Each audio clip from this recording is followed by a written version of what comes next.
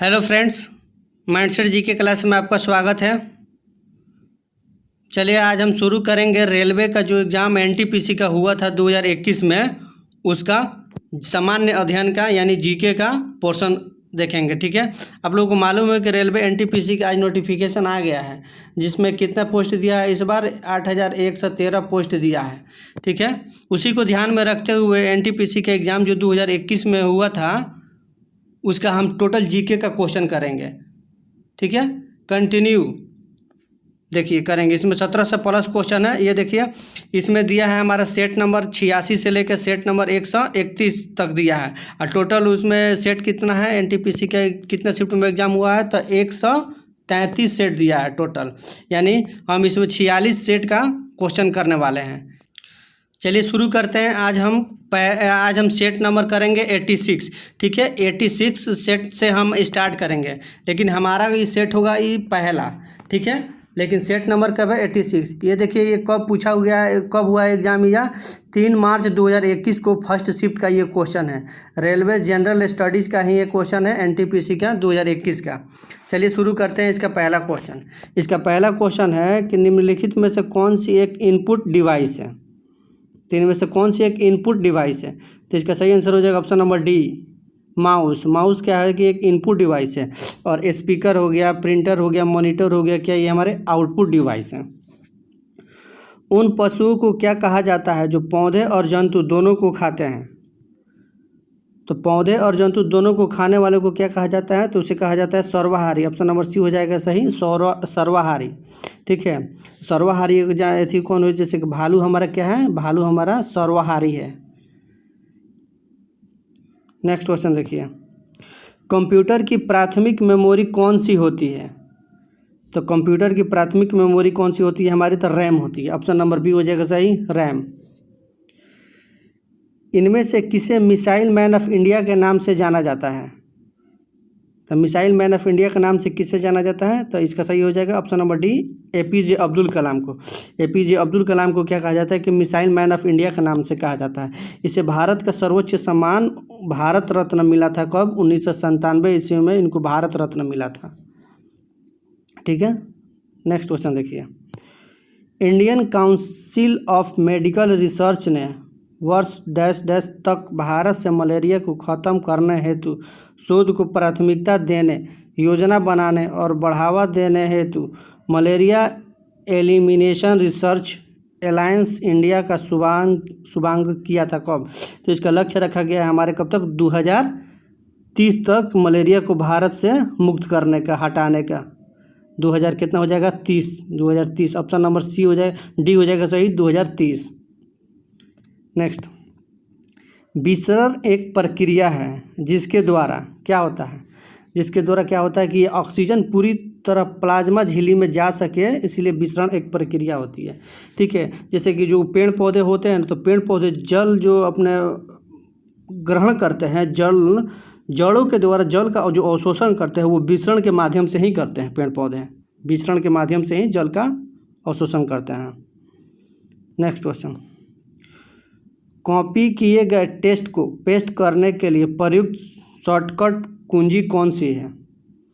तो उसका शॉर्टकट कुंजी होती है कंट्रोल+ में भी। ऑप्शन नंबर बी सही हो जाएगा सही। एक वयस्क मानव का हृदय औसतन वजन लगभग कितना होता है।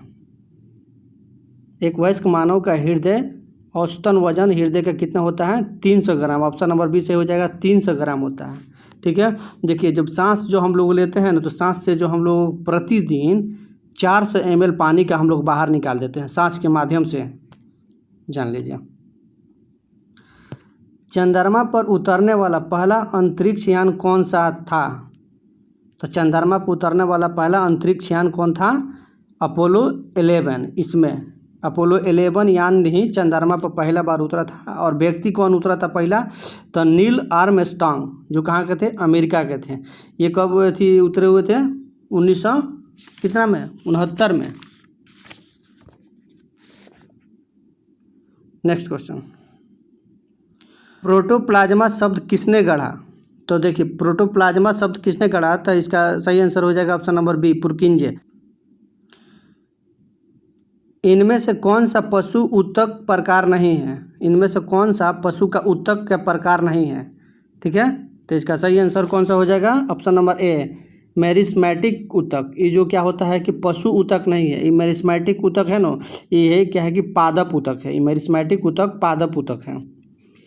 इनमें से किसे आधुनिक वनस्पति विज्ञान का जनक माना जाता है? तो आधुनिक वनस्पति विज्ञान का जनक किसे कहा जाता है? तो ऑप्शन नंबर सी हो जाएगा, कार्ल लिनियस को आधुनिक वनस्पति विज्ञान का जनक कहा जाता है। निम्नलिखित में से कौन सी झूठ का पता लगाने वाली मशीन है? तो झूठ का पता लगाने वाली मशीन कौन सी है? पॉलीग्राफ। ऑप्शन नंबर सी हो जाएगा, पॉलीग्राफ। अब देखिए, वो साइंस का 13 क्वेश्चन हो गया। अब सामान्य अध्ययन क्या है, जीके का आ गया क्वेश्चन। सहारा रेगिस्तान कहाँ स्थित है? तो देखिए, ये हम अपने शॉर्ट वीडियो में इसको बताए हुए हैं, डाले हैं। सहारा रेगिस्तान कहाँ पे है? तो ये उत्तर अफ्रीका में, उत्तरी अफ्रीका में। ऑप्शन नंबर सी हो जाएगा, उत्तरी अफ्रीका। ये सबसे बड़ा, विश्व का सबसे बड़ा मरुस्थल है। अक्टूबर 2020 तक प्राप्त जानकारी के अनुसार किम जोंग इनमें से किस देश के सुप्रीम लीडर हैं? ये अभी भी हैं, 2024 में भी हैं, यानी उत्तर कोरिया का। ऑप्शन नंबर डी सही होगा, उत्तर कोरिया का। YIMA हिंदू पुस्तक के लेखक कौन है? तो इसका सही आंसर हो जाएगा हमारा option number D, Shashi Tharoor. Kenduli उत्सव डैश डैश आयोजन किया जाता है। केंडुली उत्सव का आयोजन कहाँ किया जाता है? तो ये हमारा किया जाता है option number C, Paschim Bangal में। Tata institute of fundamental research कहाँ स्थित है? तो इसका सही आंसर हो जाएगा option number A, Mumbai. Mumbai में Tata institute of fundamental research है। अंतर्राष्ट्रीय श्रम संगठन की स्थापना डैश डैश को हुई थी। तो अंतर्राष्ट्रीय श्रम संगठन की स्थापना कब हुई थी? तो ये 28 जून 1919 ईस्वी को हुआ था। अंतर्राष्ट्रीय श्रम संगठन का स्थापना 28 जून 1919 ईस्वी को। 11 अप्रैल से 19 मई 2019 तक की अवधि के दौरान आयोजित हुए लोकसभा चुनाव कितने चरण के थे?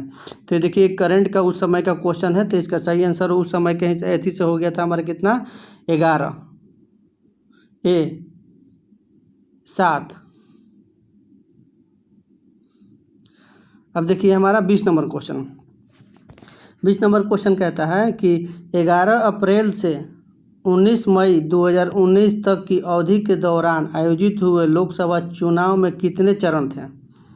तो देखिए, करंट अफेयर का ही क्वेश्चन है उस समय का, तो इसका सही आंसर हो जाएगा ऑप्शन नंबर ए।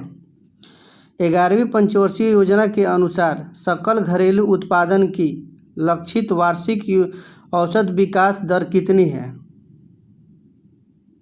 तो इसका सही आंसर हो जाएगा ऑप्शन नंबर ए, 9%। इनमें से किसे आर्थिक विज्ञान के लिए नोबेल पुरस्कार से सम्मानित किया गया है?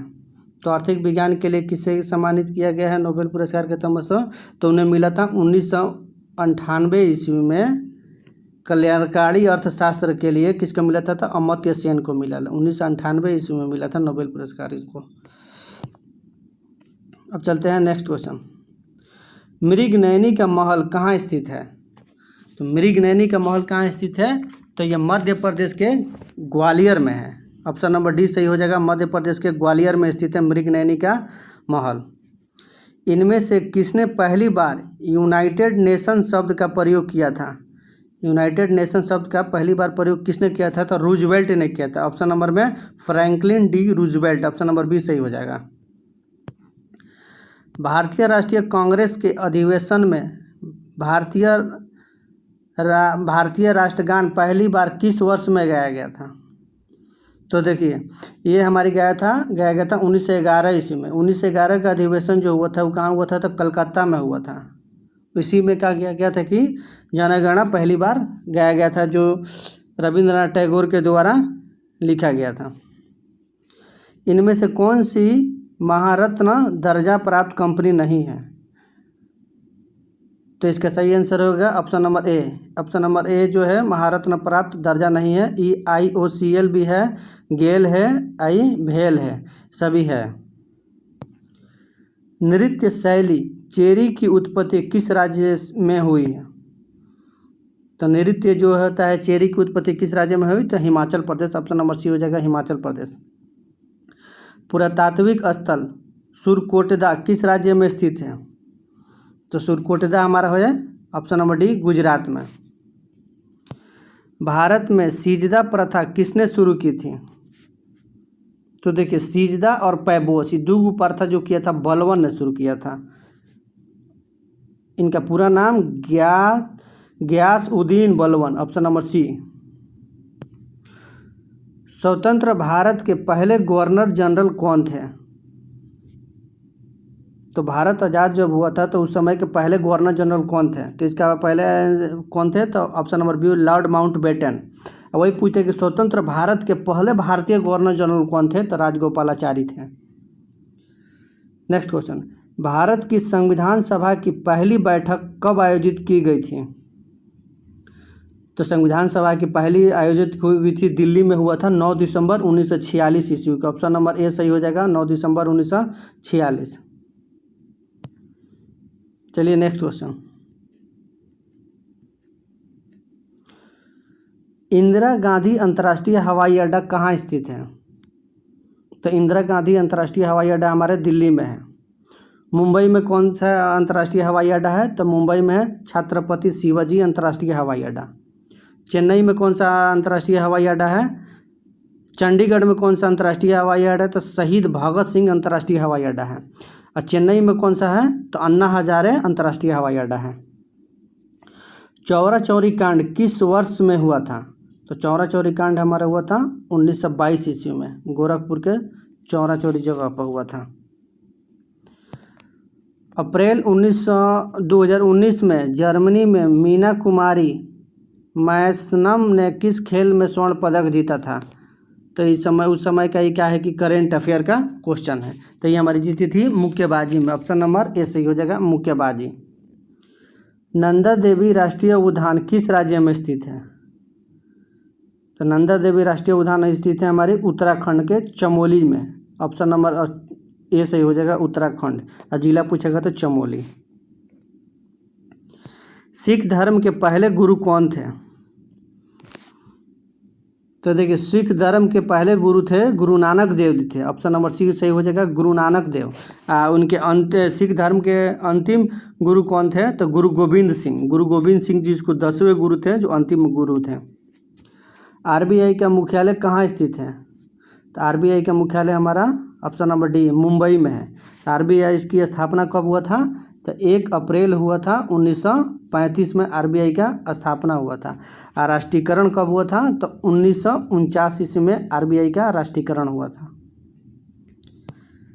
सार्क के सदस्य देशों की संख्या कितनी है? तो सार्क में टोटल 8 देश हैं। वो भी देश कौन कौन से हैं? जो हमारे पड़ोसी देश हैं वही है सार्क के सदस्य। जैसे कि भारत के जो पड़ोसी देश है, जैसे कि भारत हो गया, 8 देश में गिनवा दे रहे हैं। इंडिया हो गया, ठीक है, पाकिस्तान हो गया, बांग्लादेश हो गया, नेपाल हो गया, भूटान हो गया, श्रीलंका हो गया, मालदीव हो गया, अफगानिस्तान हो गया। यही 8 देश सार्क के सदस्य हैं। माइकल ओ डायर की हत्या किस भारतीय क्रांतिकारी ने किए थे? तो माइकल ओ डायर की हत्या जो किया था उधम सिंह ने किया था। 1940 ईस्वी में लंदन में जाकर उधम सिंह ने ओ डायर की हत्या किया था, क्योंकि यही ओ डायर जो था गोली चलवाया था एथी में जालियांवाला बाग हत्याकांड में। उज्जैन में अगला कुंभ मेला किस वर्ष आयोजित किया जाएगा? तो उज्जैन में 2028 में। ऑप्शन नंबर ए सही हो जाएगा 2028 में अगला कुंभ मेला आयोजित किया जाएगा।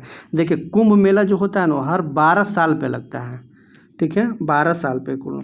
अर्ध कुंभ मेला जो है वो 6 साल पे लगता है। इस तरह से हमारा एक शिफ्ट का क्वेश्चन कंप्लीट हो गया। NTPC 2021 का टोटल 40 क्वेश्चन।